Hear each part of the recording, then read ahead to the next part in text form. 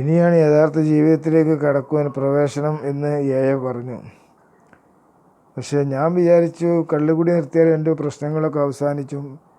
പക്ഷേ കുടി നിർത്തിയതോടെ എല്ലാ പ്രശ്നവും അവസാനിച്ചെന്ന് കരുതണ്ടെന്നാണ് പറയുന്നത്. കുടിയുടെ അവസാനത്തിൻ്റെ ആരംഭമാണ്. കുടിയനായ ഒരു മനുഷ്യൻ മനുഷ്യനാകുന്നതിൻ്റെ ആരംഭം കൂടിയാണെന്നുള്ള പറഞ്ഞു. അങ്ങനെ എനിക്ക് ഇതിൻ്റെ ആവശ്യമുണ്ടോ? കുടി നിർത്തിയാൽ എൻ്റെ കുടുംബം എന്നെ സ്നേഹിക്കും, സാംസ്കാരിക പ്രവർത്തകനാണ്, എന്നെ ജനം അംഗീകരിക്കും, അഭിമാനം വിട്ടുള്ള കളിക്കൊന്നും ഞാനില്ല എന്ന് പറഞ്ഞപ്പോഴും എതിർത്തില്ല. എതിർത്തില്ല. താങ്കളുടെ കഴിവിനെ ഞങ്ങൾ അംഗീകരിക്കുന്നു എന്നാണ് അവർ പറഞ്ഞത്. മദ്യപിച്ചപ്പോൾ ഇവിടെയൊക്കെ വിജയമായിരുന്നോ പരാജയമായിരുന്നോ ഒരു തിരിഞ്ഞുനോട്ടം നടത്താൻ പ്രേരണ നൽകി. ഇത് ശരിക്കും എൻ്റെ കണ്ണ് തുറക്കാൻ സഹായിച്ചു.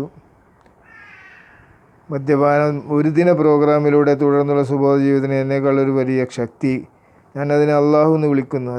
ആ വലിയ ശക്തിക്ക് മാത്രമേ കഴിയൂ എന്ന് വിശ്വസിക്കാൻ രണ്ടാമത്തെ പടിയിലേക്ക് ഇറങ്ങി ചെന്നപ്പോഴാണ് ഞാൻ കോളേജ് പോകാതെ പിന്നെ ഹൈസ്കൂളിൽ പോകാതെ ഞാനൊരു സാഹിത്യം അറിയുന്നവൻ എന്നൊരു അഹങ്കാരം എന്ന് എനിക്ക് കേൾക്കാൻ എനിക്ക് ഭയങ്കര ഹരമായിരുന്നു. അങ്ങനെ ചിന്ന ഭിന്നമായിപ്പോയ ഒരു ജീവിതത്തിൽ വിശ്വാസത്തിൻ്റെ ഒരു കണിക പ്രത്യക്ഷപ്പെടാൻ തുടങ്ങി. അല്ലെങ്കിൽ ഞാൻ വിശ്വസിക്കുന്ന വലിയ ശക്തി എന്നെ സുബോധവാനാക്കാൻ ആകൂ എന്ന് കരുതാൻ തുടങ്ങി.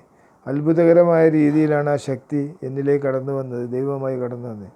അതെ, അത് തന്നെയാണ് സത്യം. ജീവിതത്തിൽ ഒരു കാലത്തും ഒരാൾക്കും ഇതുവരെ നേടിയെടുക്കാൻ കഴിയാതിരുന്ന കാര്യങ്ങൾ ദൈവം സാധിപ്പിച്ചു തരാൻ തുടങ്ങിയിരിക്കുന്നു.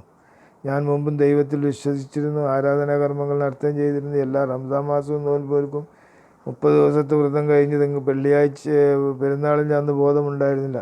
ഇന്ന് ആൽക്കോളിക്സ് അനോണിമസിലൂടെ ഞാൻ ദൈവത്തെ കണ്ടെത്തുകയും വിശ്വസിക്കുകയും ആശ്രയിക്കുകയും ചെയ്യുന്നു.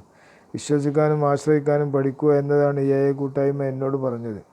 ഞാൻ ഇന്നൊരു അത്ഭുതമാണ് എന്ന് റേഡിയോ റിഫ്ലക്ഷനിൽ പറഞ്ഞ മാതിരി ജീവിതക്കുന്ന അനേകം പേർക്ക് നേടിക്കൊടുത്ത ആ മഹാത്ഭുതം അതെൻ്റെ ജീവിതത്തിൽ ഒരു അടിത്തറയ്ക്ക് രൂപം നൽകി. ഞാൻ അടിത്തറ പാകി പണിയണമെങ്കിൽ പ്ലാൻ വരക്കണം, സിമൻറ്റ് വേണം, പൂഴി വേണം, കല്ല് വേണം, ഇതിനൊക്കെ പണവും വേണം. സഹായത്തിനായി എത്തി ആദ്യമായി കനത്തൊരു കോൺക്രീറ്റ് സ്ലാബ് സ്ഥാപിക്കുന്ന പോലെയാണ്, അതിൻ്റെ മുകളിലാണ് വീട് പണിയേണ്ടത്.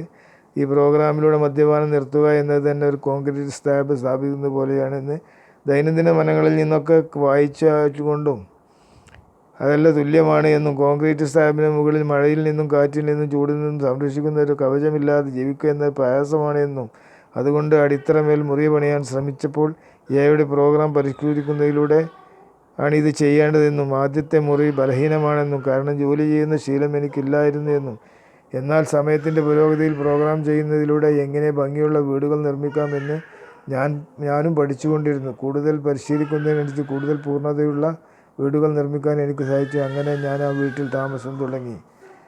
ശേഷം പിന്നീടോ